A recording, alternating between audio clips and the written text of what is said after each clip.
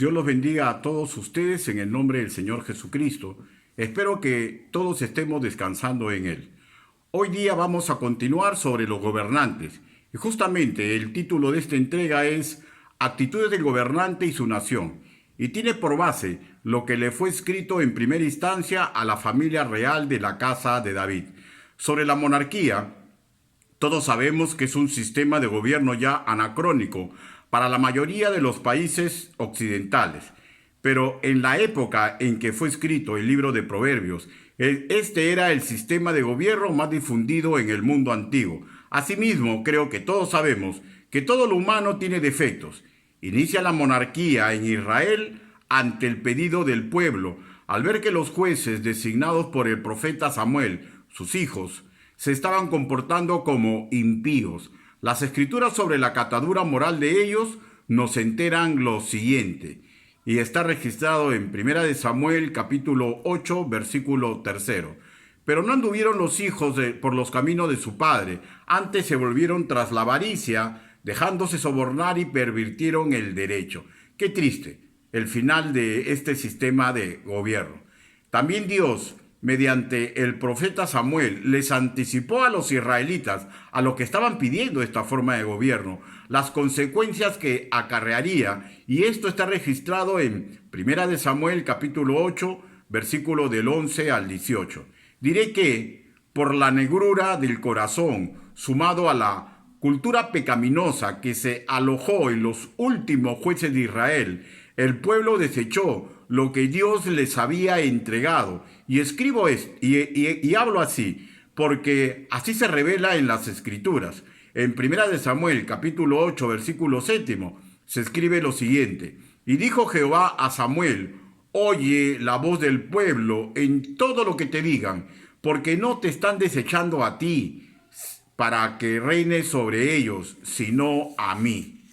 Lo que nos debería llevar a la siguiente reflexión, que todo creyente nacido de nuevo debería tener sumo cuidado cuando incursiona en círculos de poder, pues su buen o mal accionar como autoridad puede crear muchas heridas en sus conciudadanos que a la larga o a la corta mancillen, ensucien o entorpezcan las bendiciones que Dios tiene provisto para esa nación. De hecho, estamos hablando si su testimonio es incorrecto. Ahora, la lógica indica que un servidor público tiene su razón de ser en justamente lo que indica el nombre del título, en servir correctamente sobre quienes ejerce autoridad. Si este funcionario es creyente, deberá observar parámetros morales que no nacen en la ética del partido político que lo lleva al poder. Su base moral, si hay madurez en él, serán las Escrituras. Si no está dispuesto a respetar lo que dice la Biblia, bueno sería que mejor solamente se adscriba al acto político de ejercer su voto ciudadano o dar opiniones que la ley le permita, de hecho, sin perder el donaire en el hablar, porque todos nosotros, sin excepción de ningún creyente, somos embajadores de Cristo en primera, segunda, tercera, cuarta, quinta y hasta el infinito distancia. Sin más preámbulo, iniciemos la lectura de Proverbios, capítulo 14, versículo 28, versículo 34 y 35, que le dan marco a esta enseñanza. Permítame leer. Proverbios, capítulo 14, versículo 28. Y en la multitud del pueblo está la gloria del rey, y en la falta del pueblo la debilidad del príncipe. Versículo 34 y 35. La justicia engrandece a la nación, mas el pecado es afrenta de las naciones. La benevolencia del rey es para con el servidor entendido, mas su enojo contra el que lo avergüenza. Permítame orar. Bendito Padre Celestial, permita usted, Señor, que el trabajo que he preparado sea espada de doble filo, que les recuerde a los que escuchan y a mí me recuerde con suma claridad todo lo que usted ha designado, los parámetros que usted ha puesto con su palabra y su santo deseo para la forma de comportarnos nuestro. Hable, Señor Yahvé, porque sus sirvientes lo están escuchando. Señor, y perdóneme a mí, Señor, cualquier pecado que podría malograr, Señor, esta exposición de su palabra. Así le pido en el nombre bendito del Señor Jesucristo. Amén. Diré como adelanto que todo creyente con respecto a un acto político es susceptible a errar. La cuestión está en que ese error que comete no se adscriba en ser pecado, porque si es pecado, se haría merecedor a lo que dice en Proverbios capítulo 14, versículo 12, que a la letra dice: hay camino que al hombre le parece derecho, pero su fin es camino de muerte. Y en vez de sumar, esté restando a los sanos esfuerzos por hacer el bien que desea la nación que lo está cobijando, con el terrible agregado de entorpecer la función principal, el objetivo que tenemos nosotros los creyentes que para vivir, de ser embajadores del Altísimo, y que donde nosotros estemos brille la gloria del Señor mediante nuestro comportamiento. Por favor, permítanme leer nuevamente Proverbios, capítulo 14, versículo 34. La justicia engrandece a la nación, mas el pecado es afrenta de las naciones. De hecho, para una persona impía, las razones que derivan de este versículo no tienen razón de ser, y no lo considera enseñanza válida para su vida ni su accionar, porque para él el término pecado habla de la moral de un ser superior en el cual él no cree, pues razona que no existe. Por tanto, la sabiduría de este versículo solo le podría ser propio a un verdadero creyente, siendo este versículo sumamente claro. El que las autoridades y los ciudadanos, si viven seriamente atados al pecado, harán casi imposible que una nación se engrandezca. De otro lado, hay que tener cuidado en no ir detrás del ejemplo o hacer propias las ideas que nacen de las personas que son preeminentes en una nación, cuando nos damos cuenta a las claras que atentan contra la majestad educativa de las Escrituras. Si nos contagiamos de su manera de actuar y de pensar unas acciones que no tienen aval escritural, estaremos apoyando la hoguera en que ellos sumergen cotidianamente a nuestra comunidad. Tomemos, por ejemplo, lo que pasó en Israel en la época en que iniciaba el ministerio terrenal del Señor Jesús. Habían tres formas de vivir, tres ejemplos por asimilar. Lo de los celotes nacionalistas de acciones extremas que tenían a la violencia contra el poder constituido como un valor práctico. A su derecha, grupos religiosos que acaparaban el Sanedrín judío. Ellos mezclaban lo puro de la fe con actitudes mercantilistas, de tal manera que los atrios del templo eran un simple mercado, donde vilmente se traficaba los animales que luego serían ofrendados en el altar del templo de Jerusalén, y ellos llevaban una comisión por todo lo que ahí se vendía. En el extremo contrario de estos dos grupos ya mencionados, se situaba el que es conocido como el remanente, grupo casi minúsculo, cuyo principal activo era estar pegado a los valores morales tradicionales de la congregación de Israel, que de hecho son los que dicen las Escrituras. La cuestión estaba en que todos estos grupos, sin excepción, deseaban el bien para su respectiva nación. Tantos celotes como los príncipes de Israel pensaban conseguir o recuperar la grandeza de su nación con un camino propio. De hecho, los celotes con autoridad escondida en la sombra, como corresponden a revolucionarios y a incendiarios, y los príncipes de Israel con autoridad oficial convenida para su propio lucro, pero por igual, ambos grupos influenciaban de una u otra forma a toda la congregación de Israel para su mal. los que tenían poca fuerza en su influencia eran los del remanente. Esa era la cosmovisión de Israel cuando Jesús llega a ejercer su ministerio. La masa influenciada tanto por celotes como los príncipes de Israel fue factor determinante para que Poncio Pilatos suelte al asesino Barrabás, mande a la crucifixión al inocente Jesús de Nazaret, y ese fue el momento culminante de su rechazo a su verdadero Mesías. Esa misma masa, pasados 70 años luego de la crucifixión de Jesús en el Gólgota, apoyaron a los revolucionarios que se sublevaron contra Roma, lo que la historia denomina como la Primera Guerra Judeo-Romana. Pregunto, ¿consiguieron con estas actitudes engrandecer en algo a la nación de Israel? No, por lo contrario, por el pecado cotidiano de los judíos y el rechazo continuo a su Mesías, la antorcha de la fe pasó a la cristiandad, en aquel entonces representada por la iglesia primitiva. Y a merced de la rebelión que fue iniciada 70 años después de que había sido muerto Jesús, culminó 3 años después, a los 73 años de la era cristiana, con la destrucción de Jerusalén y la dispersión de los judíos que vivían en esta ciudad por todo el mundo. De hecho, su tierra nuevamente entregada a nuevas etnias. Los judíos abrazaron el pecado en casi todas las formas.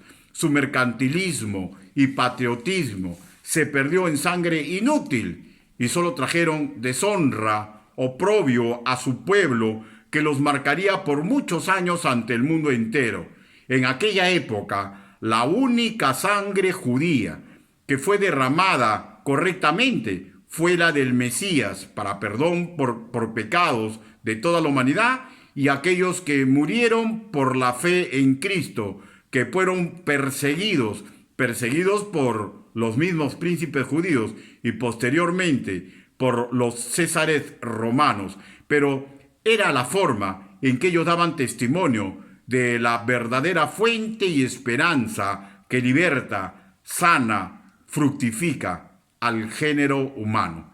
Sobre los tiempos actuales diré que si un creyente, dejando de lado la fe en Cristo y su correcto caminar en Él, pone su esperanza y fuerza en grupos de poder político y comercial, preguntaríamos a luz de la experiencia del pueblo judío, ¿estaría contribuyendo a la grandeza de su propia nación? La verdad, no lo creo así.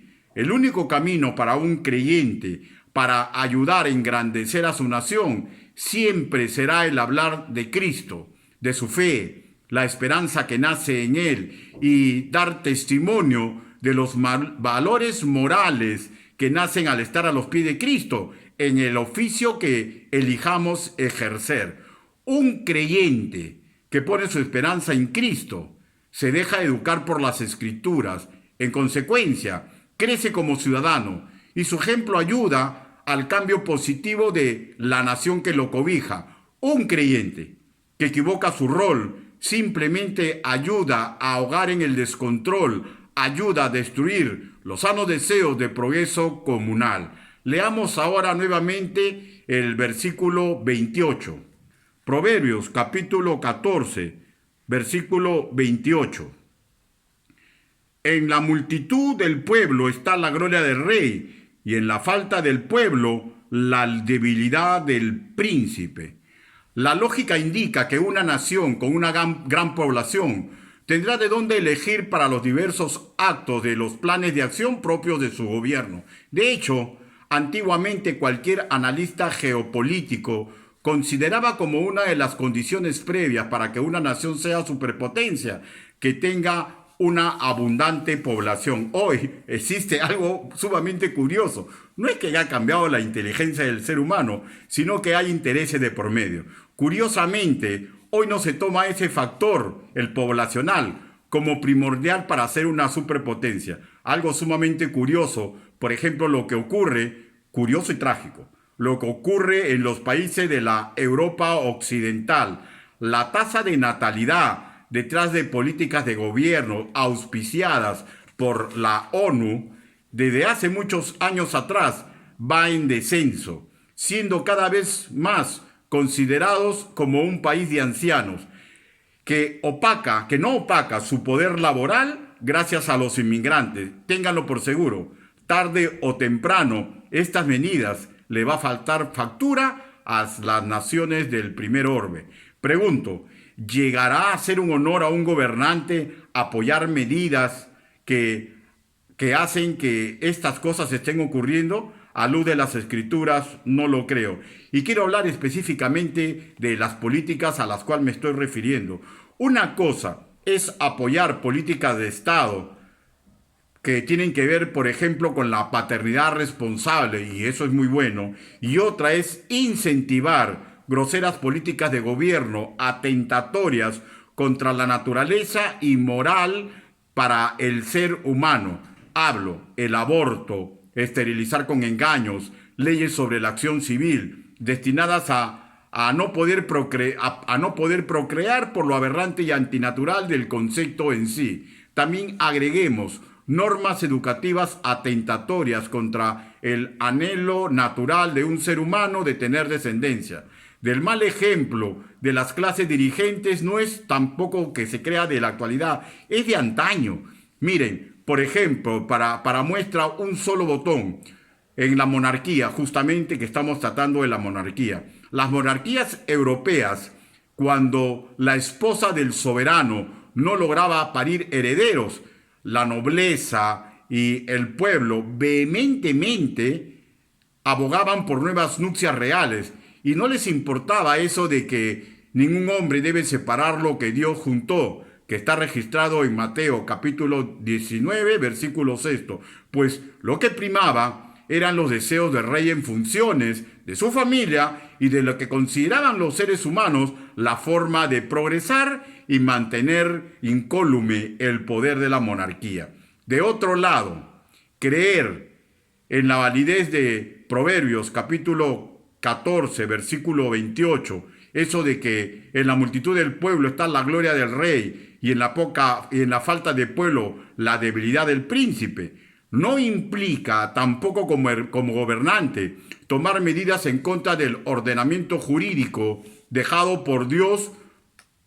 No olvidemos que esta sabiduría se le está entregando a príncipes que gobernarán. Pondré un solo ejemplo de esto. David censó a Israel, pese a haber orden divina de no hacerlo. Permítame leer Primera de Crónicas, capítulo 21, versículo del 5 al 6. Primera de Crónicas, capítulo 21, versículo del 5 al 6.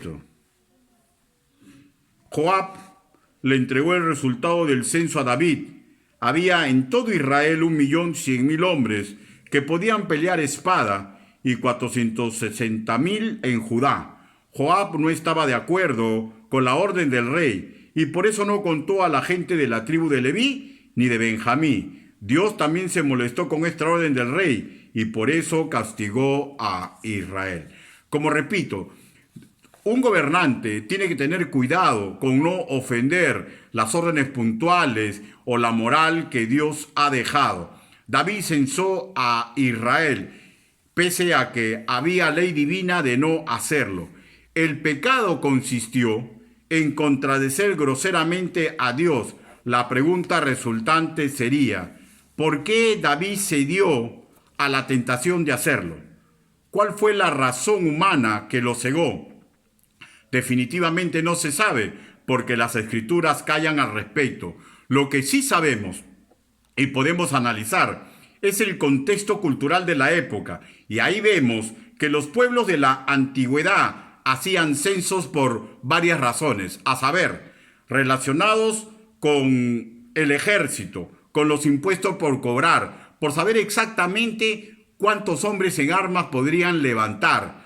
Lo que también es claro es que David, como buen gobernante, sabía de la importancia de tener un pueblo numeroso, pero sea el motivo que sea que tuvo David para hacerlo, el poder, la riqueza y prestigio que tuvo Israel nunca vino de sus propias acciones.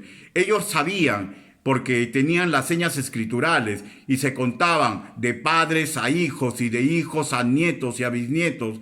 Se contaban y ellos sabían que todas las épocas de bonanza habían sido de la mano de Dios.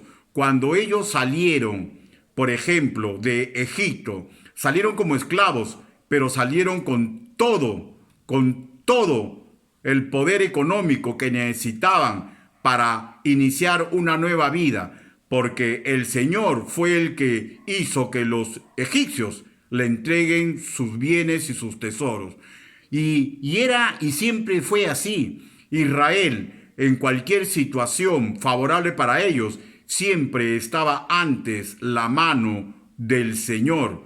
Incluso cuando Israel para nada ya era potencia, cuando ya había pasado la época del destierro por haber perdido su conflicto con Babilonia, con el rey Nabucodonosor, en épocas cuando ya no había brillo de Israel como nación, el profeta Zacarías, inspirado por el Espíritu Santo, escribió lo siguiente: esta es la palabra de Zorobabel, esta es la palabra de Zorobabel, que dice: no con ejército ni con fuerza, sino con mi espíritu, ha dicho Jehová de los ejércitos. Y está registrado en Zacarías capítulo 4, versículo 6.